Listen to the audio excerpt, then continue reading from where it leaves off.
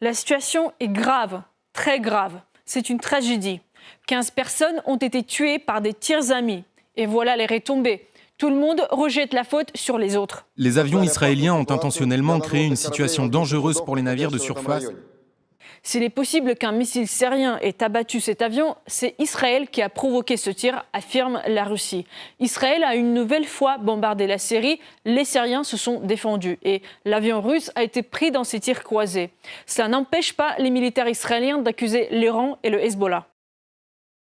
Israël tient le régime d'Assad, dont les militaires ont abattu l'avion russe, pour entièrement responsable de cet incident. C'est par leur faute qu'Israël a dû bombarder la Syrie. Vous voyez, l'Iran était en train de transférer les technologies létales au Hezbollah via les militaires syriens, vraisemblablement. Donc Israël se devait de les arrêter. Les Syriens ont alors paniqué et ont commencé à tirer des missiles antiaériens un peu partout. C'est donc pour cela qu'Israël est innocent, affirme l'État hébreu. Et quant aux États-Unis ?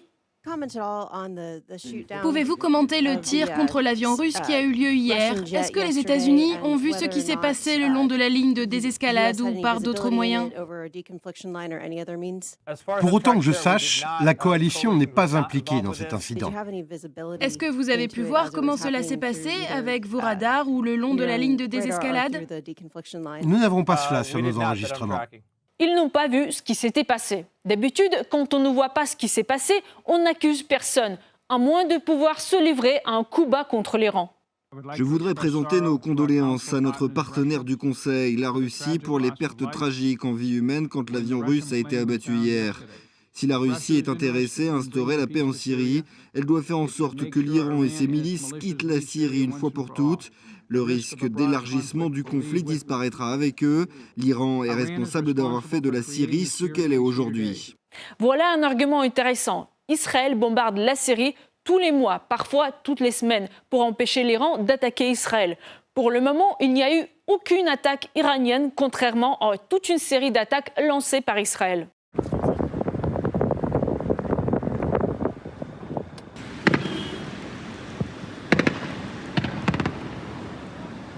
Nous condamnons ce nouvel acte d'agression israélienne contre mon pays. Le Conseil de sécurité de l'ONU doit tenir Israël pour responsable de cette violation du droit international. Au cours de cette semaine, Israël a attaqué la Syrie par 2 fois, mais certains l'ignorent apparemment. C'est bizarre, n'est-ce pas, de voir combien les gens sont sélectifs s'agissant du respect du droit international et des bombardements. D'autres considèrent cela comme un avertissement, un signal d'alarme en quelque sorte, car dans ce conflit, les risques de l'escalade sont élevés. Le risque d'une erreur de calcul, d'un malentendu qui a conduit à abattre cet avion russe, illustre à une petite échelle le risque plus élevé et encore plus effrayant d'une erreur de calcul plus importante. Nous appelons toutes les parties, surtout lorsqu'il s'agit de ce genre de nouvelles positives au regard de ce qui aurait pu se traduire par une escalade militaire dramatique, à s'abstenir d'actions militaires ailleurs.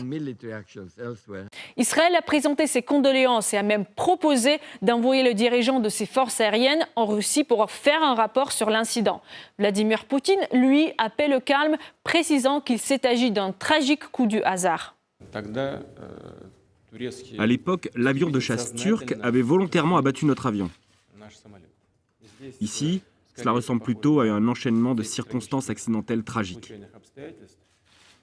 Heureusement, il semble qu'on a pu éviter l'escalade militaire. Quant à l'escalade verbale, bien sûr, elle est en pleine ascension. Mais il y a une leçon à tirer. 5 puissances nucléaires réparties dans des camps différents combattent en Syrie.